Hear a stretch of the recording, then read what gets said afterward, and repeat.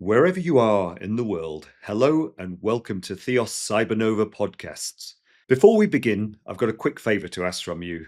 There's one simple way that you could support our show, and that's by hitting the follow or subscribe buttons on the app that you're listening to the show on right now. It makes a huge difference in helping to get the show out there to as many people as possible. So please give us a hand and click that button now. Thank you very much.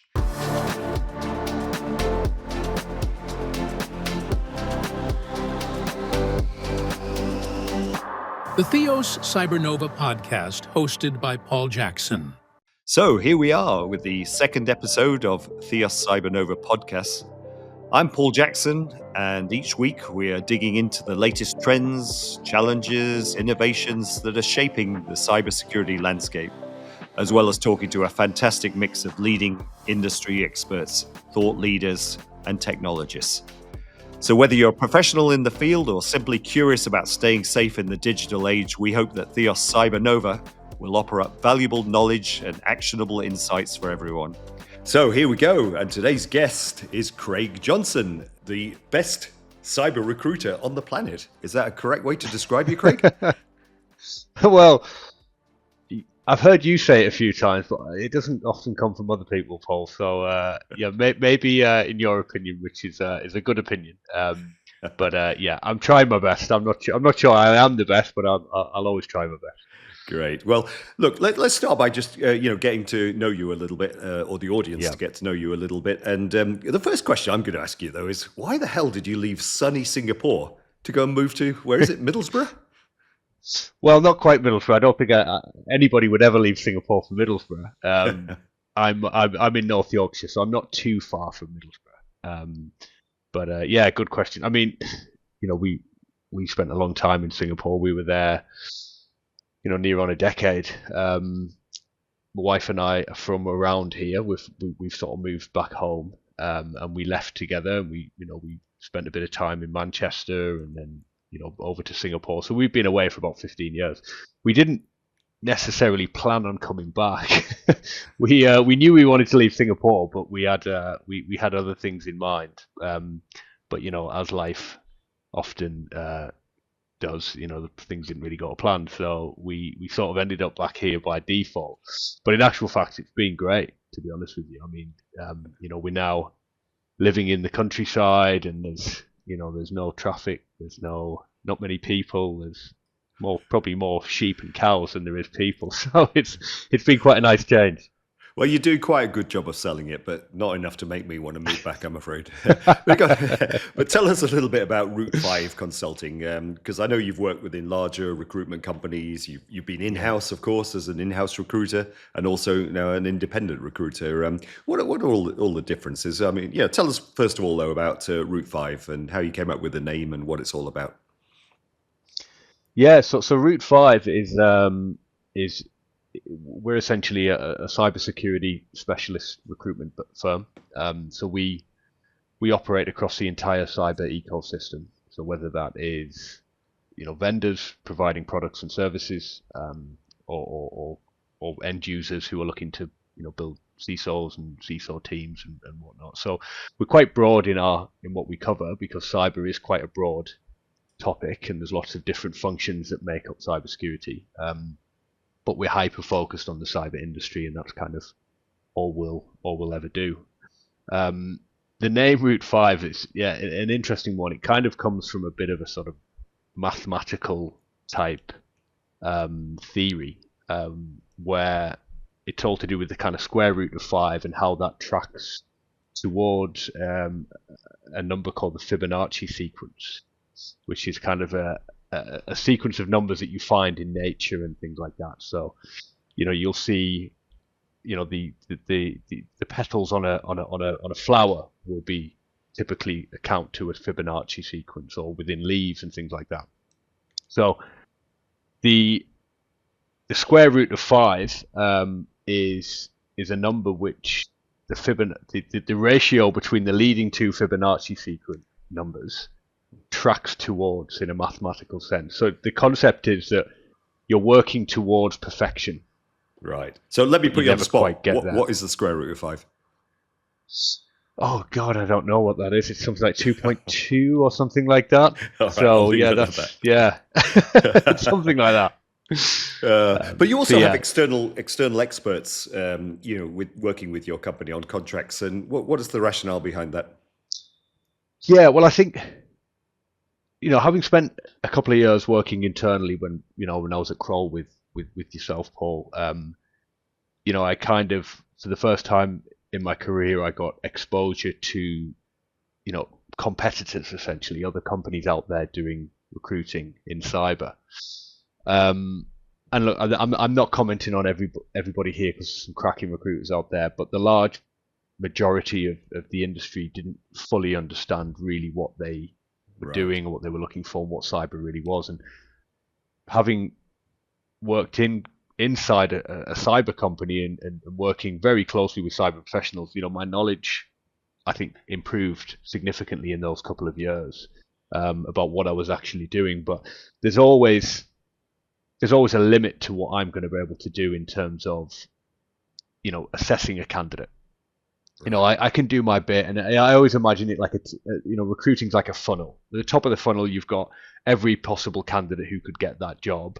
At the bottom of the funnel, you've got the candidate that gets the job, and there's a whole bunch of processes that you go through. I'm really good at the top of the funnel. If a company comes to me and they want a certain candidate, I know who to go after.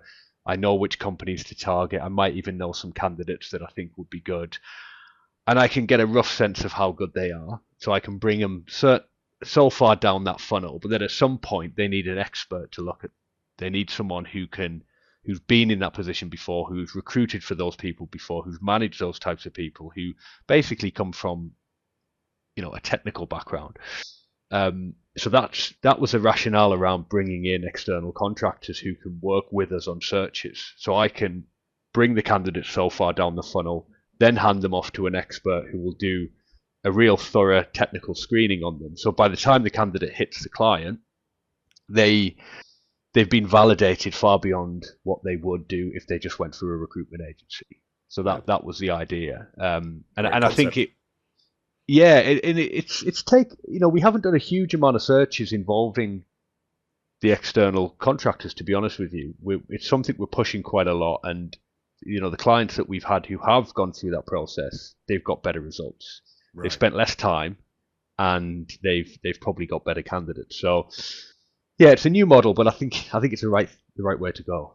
Yeah, nice, nice. No, it kind of leads in nicely to my questions for you. And I've got some real thorny questions around the complexities of hiring, when companies get it right, when they get it wrong, as we've seen, and Yeah. how the best approach is. So let me start off by just talking a little bit about Asia, because I know obviously you primarily focused on Asia until your recent move back Yeah. to the UK, and we've seen some interesting changes out there, haven't we? I mean, with Kroll and Thales withdrawing from the APAC cyber consulting market.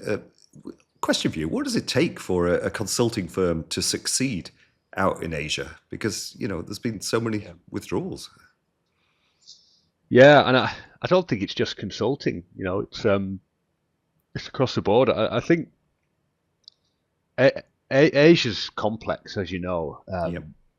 There's it's complex from a cultural perspective, but it's also complex from a market maturities. You've got Singapore and Hong Kong that are very mature markets. They're as modern as anywhere in the world from an infrastructure perspective. I think the talent is strong in both of those markets, but they're both small markets. They're Mm. very, very small. So when you're building a business in Asia, you've got to take to account all of Asia if you want to grow a significant business. So you've got to start recruiting people in Malaysia and the Philippines, and then all different nuances come into to play in terms of the maturity of the market, the culture, and everything like that. So I think companies don't often take all of that into consideration when they look at it. They look at it as a region, Right. and they look at it as an opportunity as a region, but then they don't maybe think about what are all the different nuances within it that are going to make us successful. I think long term against short term thinking as well is a big challenge we see. I think in reality you're probably going to lose money for a few years in Asia if you're launching a business, and the way companies work these days, they often want results fast, and Yep. you can't always get them in Asia, which is a bit of a problem. I think rates as well, I hear, is quite a challenge, because I think Asia is, maybe compared to other markets, maybe a bit more price conscious, which means that it's hard to kind of get, be competitive, and it's hard to develop talent. It's hard to do, Very hard. because you've got to develop talent in. It takes time to develop talent. You've got to have a program in place. You've got to have support. And companies often just don't have that appetite for long-term thinking, and I think that's the overarching problem. So yeah, I mean, you've nailed it there, and my experience has been exactly that, of course. And what we're trying to do at Theos is build on a practitioner or expert base in lower cost locations, so that we can afford to be competitive. We can pass on those savings.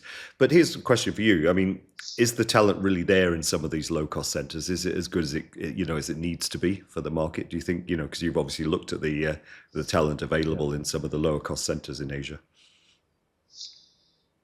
Yeah, I mean, I would say most of the time, no, to be honest. I think there's definitely pockets, like when we were building out the SOC, for example, at Crawl in the Philippines, which was a pretty sophisticated MDR solution, and the type of analysts that we were looking for were not your typical SOC analysts. They were more aligned with proper incident responders. So in that sense, it can become very, very difficult if you're comparing the region with the US, or you're comparing it with certain parts of Europe. Then you're always going to be underwhelmed, and that's not to say that that's nothing against anybody personally within those markets, but it's just a maturity of the market. But having been back in the UK now, I mean, there's 60 million people here. There's 5 million people in Singapore, for example. So the size of the markets are completely different. The maturity of the markets are completely different. So you're always going to struggle. But I think the important thing is to not compare it with other areas, and try and look at what the potential is and what you need to do as an organization to get that potential where you need them.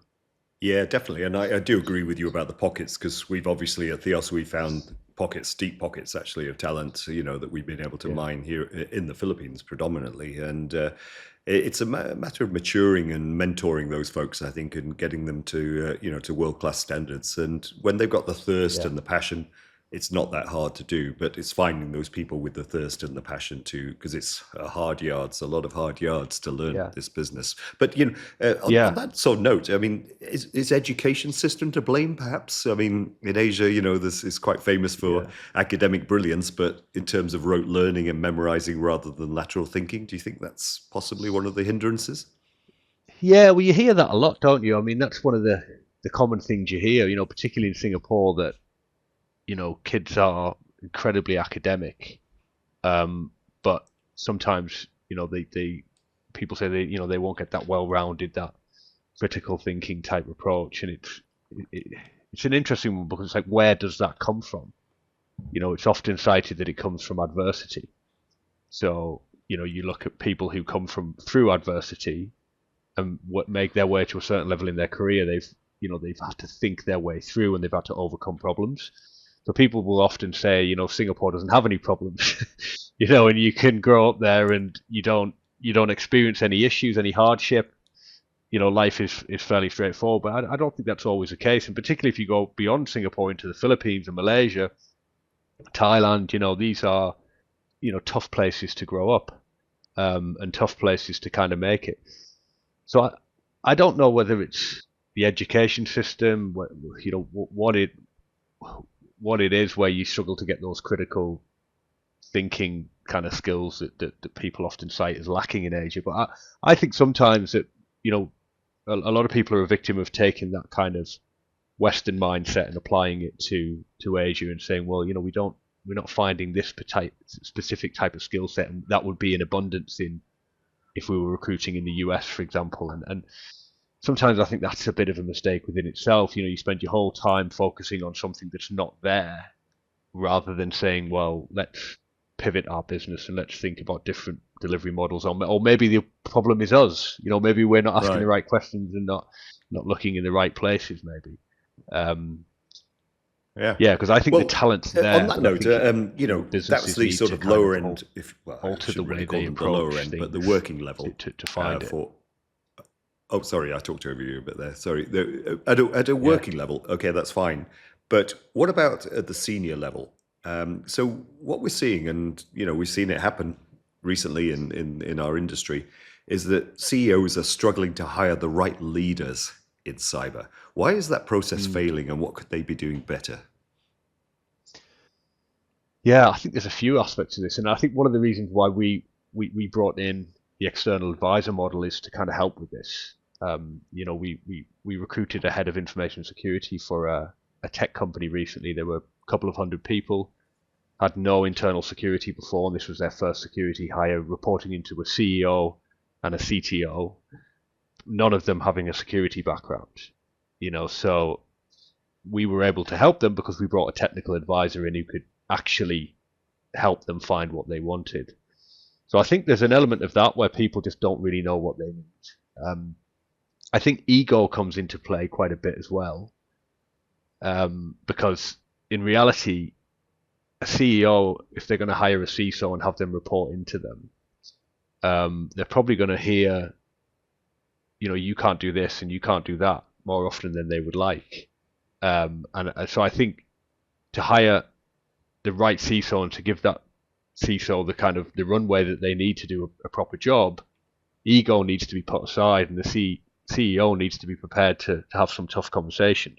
It's a little bit like, have you ever seen the show Billions? Yes.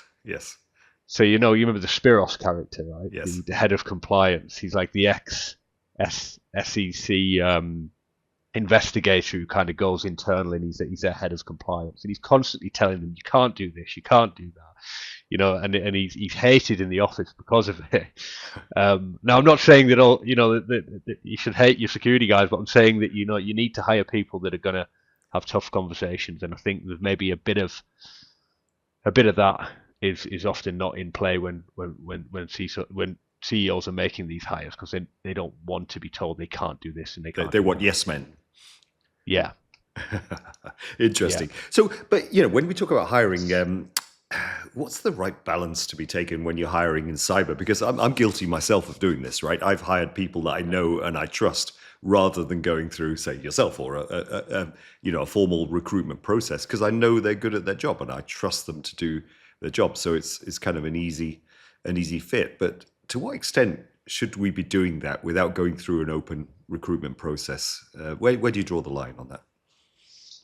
Yeah, it's a funny one, because you kind of go into this world of DEI a little bit, right? And it's like, we haven't gave everybody the right opportunity because we haven't run a recruitment process. I can understand that to a degree, but also my advice, if you know someone, if you know what you need to achieve with this hire, and you know someone and you trust them, and you don't need to go through the rigmarole of a recruitment process and spending money on advertising and what, just get it done, in my opinion. Make the hire, make it happen. But maybe sometimes, it pays to kind of run a proper process and maybe get some comparisons in place as well. Because I think sometimes when people hire people that they're comfortable with, it might be more because they're comfortable with them and not because they're the right person for the job. So I think you've got to ask yourself, right, what do I need this person to do? And your recruitment process should always work back from the business objectives, right? We want to double revenue in the next 5 years or whatever, so who do I need around me to get that done? Right. And you might say, look, yeah, well, I've got someone who worked with me in the past and they did this, but were they really someone who drove significant revenue? Maybe they did to a degree, but maybe they didn't do it at the level that I now want them to do it. And I think the easy thing would be to, well, let's get them involved because I've worked with them in the past, and we work well together and we'll figure it out ourselves. But sometimes, you maybe need to say, well, actually, maybe they weren't the right person for what I need now. And maybe I'll give them an opportunity to interview, but they're going to interview alongside other people in the market. And we're going to run a process that is designed specifically to draw out that skill set that we're looking for. So I think it always pulls back to what the business goal is and what you're trying to achieve from the hire. Right. Yeah, no, this is great advice. It's good advice for me as I continue to grow the team here at Theos, because obviously I don't want to just be bringing in people just because I know and trust that they can do a good job. But I do feel, though, there is a balance to be struck, because you've got people who are good, and to your point, that can drive revenues, that can drive customer success, etc.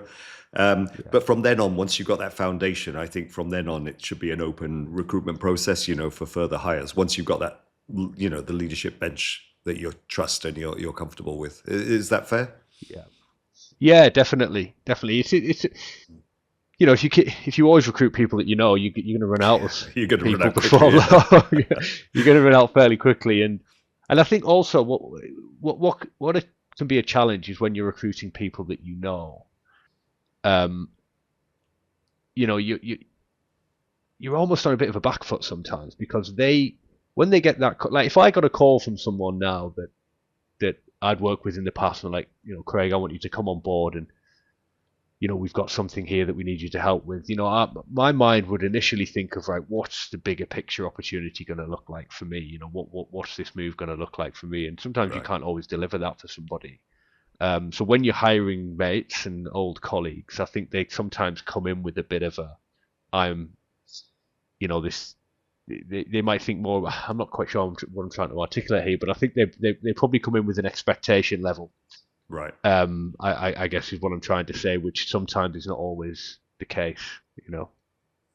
Good, great advice there. So let's take it back a little bit and start talking about how you go about your job. How do you find the best talents? I mean, they're so rare out there, aren't they? How do you actually find them? Yeah, it's. I think time recruiting in a market helps. I've been recruiting in cyber now for about 10 years, so that helps, because over time you get to know who's good and who's not. But it is hard because, I'm speaking to new people every day. Probably on average 10 new people per week will kind of come into my network.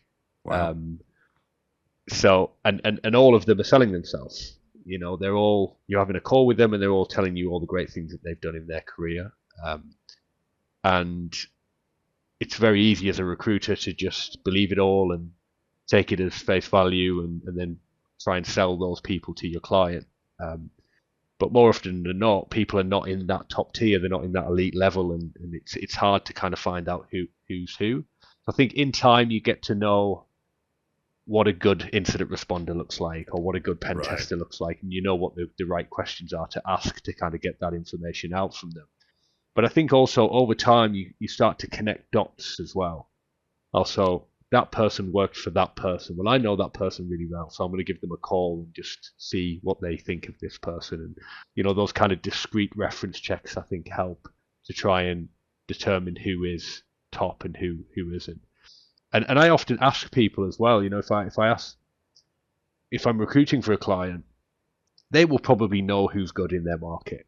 They will know who their dream person is, in the same way as, a football manager knows which striker they'd like to have, in reality. Whether they can get that striker is a different question, but they usually know who's good in their market. So I think asking the question, who is really good, who've you worked with in the past that you thought they're a superstar, they're going places, and making a bit of a mental note of those people is a way. But it's time in a market above anything. There's lots of different nuances to find the right talent, but you've got to commit long term as a recruiter, I think. Right. Well, I don't want to inflate your ego, but there's nobody better at asking those questions than you, in my experience. But yeah, no, that's you're absolutely right with your points there. So let's switch up a little bit and talk about new entrants to the cyber market, because obviously I'm quite high profile out here in Asia, and I get asked a lot, how do I break into this? I've done this, a university degree, I've done XYZ, but nobody will hire me because I don't have any experience. And it's kind of a chicken and egg situation, isn't it? And what's your advice for a new starter in the cyber field? Yeah, it can be really hard, because you hear, and frustrating as well, because you hear all the time that there's this skill shortage in cyber. We're missing 10 million people and all this sort of stuff. So people go and they'll get a degree in cybersecurity, or they'll do a master's, or maybe do a couple of certs even, and then they can't get a job, and they're thinking, well, that's a lot, all that bullshit about there being a lack of people. Right. I'm ready to go and I can't get a job. So I think right place and right time is a big thing. I think you've got to network. You've got to, and one thing about the cyber community, it's very open to networking. There's I was having a conversation about this on New Year's Eve with a friend he's in biotech. It's something completely different, but we were talking about communities, and I was specifically talking about the cyber community and how open it is, and how there's certain, for example, like the CAPE product, right? It's like an open source tool that is for the good of the industry. Where that tool could be commercialized, and some people could make a lot of money out of that, but they don't, because it's the right thing for the industry. So I think the cyber community is very open, and it's very willing to kind of bring people in and give them an opportunity. So I always advise people to network, and don't be afraid to connect with somebody and ask them some questions about how to get in, and do you have any advice for me? And because those questions lead to opportunities. People like that. People like people to be on the front foot and to put themselves out there. But I think from a kind of technical perspective, one good thing that I hear people being advised, that I've had people being advised to do before, which seems to work, is to build a home lab. If you want to be a blue teamer, or you want to be a red teamer, go and buy some old equipment and build a lab at home, and start running some simulations, and start figuring out what it might be like to work in a SOC or work in a pen testing team, and get some real world experience, and then publish your work, get your work out there, even though it might be not cutting edge, or it might not be anything game changing, but it's going to show people that you're really trying to get that experience. Because certs are one thing, but getting hands on with stuff is another thing, and you can't exactly go out there and start hacking systems in the real world and saying, look how good I am, I've just hacked into your system, because you might get into a bit of trouble. But you can build a lab at home, and you can start working on that type of stuff, and I think that goes a long way. It definitely does. And whenever I ask questions of potential candidates, I always ask them the same questions. What have you built at home? What systems do you have at home? Which blogs do you go and read? Whose research, whose books have you read?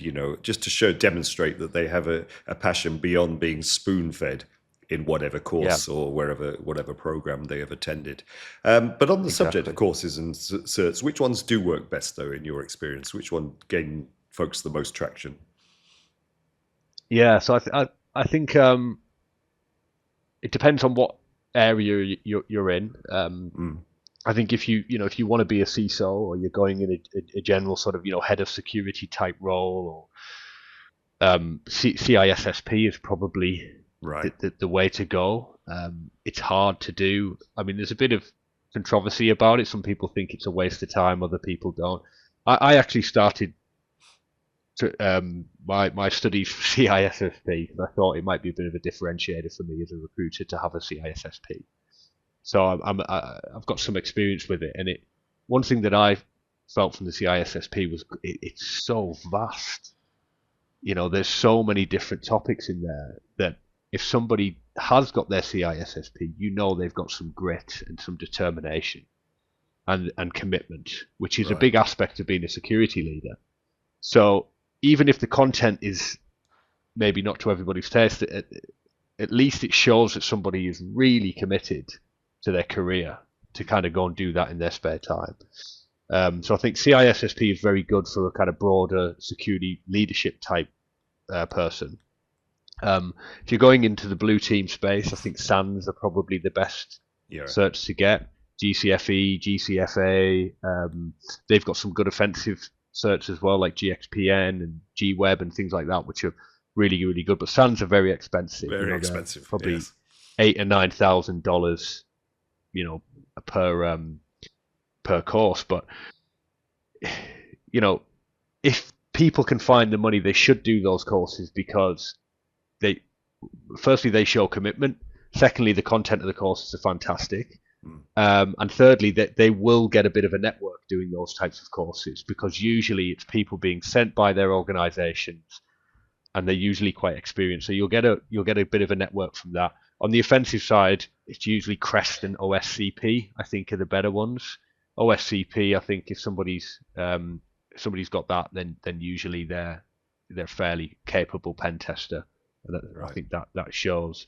But so there's a few in there, but I think blue side you want to be Sans, and then on the red side you want to be OSCP or Crest. Got it. So looking forward, last question really on cyber anyway.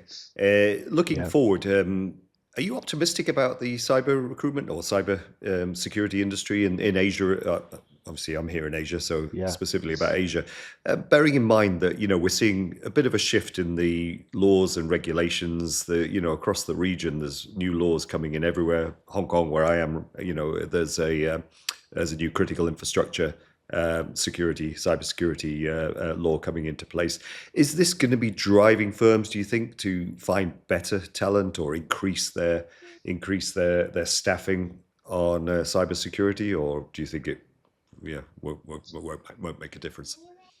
Yeah, you would hope so. I launched Route 5 in December 2023, so we just literally turned a year old about a month ago, and at the time, it was around when the SEC launched their new regulations around filing 8K rulings, when you've had a material cyber breach and that type of stuff. And we looked at that, and I thought, well, that's going to have a knock-on effect everywhere, because it's a major change in the regulations. And there's been loads of stuff in Europe as well, with this DORA regulations and all this sort of stuff. So it's not just happening in Asia; it's happening everywhere. But so far, it hasn't really, well, from what I've seen, it hasn't really resulted in, we better get some people in to get our heads around this new regulation. Right. The general theme, certainly in 2024, was do more with less. We've seen a lot of security leaders being let go to be replaced by younger, cheaper talent. I don't think that will persist for the 2025, because we're already seeing an increase in DFIR cases around the world, and I think that is more likely to drive recruitment than the regulations are, because regulations are not maybe as in your face as what a ransomware is. So I think that's going to drive recruitment a bit more than what the regulations do, because I've just not seen big recruitment drives come off the back of regulatory changes. I think people see regulations and they're like, oh, well, we'll look at that. Someone will take a look at it, but they don't necessarily think recruit. Whereas I think if they get hit, they're under the cosh, then I think recruitment will come. So I do think this year is going to be much better than it has been the last couple of years. Okay. For sure. Do you think this will also drive work towards high quality consulting firms like Theos Cyber? 100%. Because one thing about, to be fair, going back to the regulations, where I think it will have an effect, which I guess is a bit of a talent play, is that the trend in regulations over the years seems to have gone down the food chain in the sense that, the top organizations, the banks, the healthcare companies, they've kind of always been under the spotlight. And because of that, they've got big sophisticated systems in place. You know that from your time at JP Morgan. I mean, you guys had massive budgets, huge teams, you could do whatever you wanted, really. Now, more and more smaller companies are under the spotlight as well. Through, when you look at critical infrastructure is now not just the first tier of the infrastructure, it's suppliers into the critical infrastructure. And that could be anything from, someone like me, if I'm recruiting for a big bank, and I've got, maybe my system is connected to their applicant tracking system, am I now under the spotlight? So do I need help from a company like a Theos? Right. Probably, and I think that's the way it's going to go. So I think it's the SME space, it's the companies that have not had to think about cyber anymore, where the regulations are now impacting them, where they're going to have two choices: do we build an internal security team, which is hard and competitive and expensive and not guaranteed to be successful, or do we go to a company like a Theos where we can outsource it and get them to run it? And so I think that's going to be a big trend moving forward. I think companies offering MDR, DFIR type solutions are going to be big winners moving forward. Well, certainly hope so, and I certainly hope that you'll be around to help us, staff up should we need that. Thanks very much. Yeah. All right, couple of last questions away from cyber. You know I'm a music fan, don't you, Craig? And I've got to ask this: what are you listening to these days? Do you know what? I went through a period of time where I was a massive music fan as a kid. I think like most people are. And then, was off it for quite a long time, and then I've moving back home, I sort of reignited the passion a little bit. My little boy has just started playing the guitar, and we bought him a piano for his birthday the other day, and he's now playing that. So your neighbours must love you. Yeah, they do. They're over the moon. And it sort of reignited the passion a little bit. And so, yeah, I've started to listen to some of the stuff that I listened to years ago. I'm a big fan of what I would call proper rock and roll, like the Stones and Hendrix and Deep Purple and the Kinks and Creedence Clearwater and all that sort of stuff that I've been listening to a lot recently. Brilliant. And lastly, at a time of recording anyway, it's just moved into 2025. What's your New Year's resolution? Oh God, yeah, I never really do resolutions because I'm always I'm a big believer in like balance. And don't cut stuff out. Just, don't quit drinking. Just maybe go to the gym and balance it out a little bit. I think people are constantly trying to look for ways of drastic improvement, when really it's just kind of small improvements to make. But one thing that I wanted to do for a long time, and we live quite close to an airfield, it's about 20 minutes away. And you see people flying over the top of the house all the time and learning how to fly in these little airplanes. So I'm hoping to start that this year. I've always wanted to fly, so I'm hoping to start learning to fly this year. Brilliant. Well, don't crash because we need you. All right, Craig, thanks very much. That was cyber recruiter extraordinaire, Craig Johnson. And what a great conversation that was. Thank you very much. So Theos Cybernova was presented by myself, Paul Jackson. The studio engineer and editor was Roy DeMonte. The executive producer was myself and Ian Carlos. And this podcast is a co-production between Theos Cyber and W4 Podcast Studio. The Theos Cybernova podcast.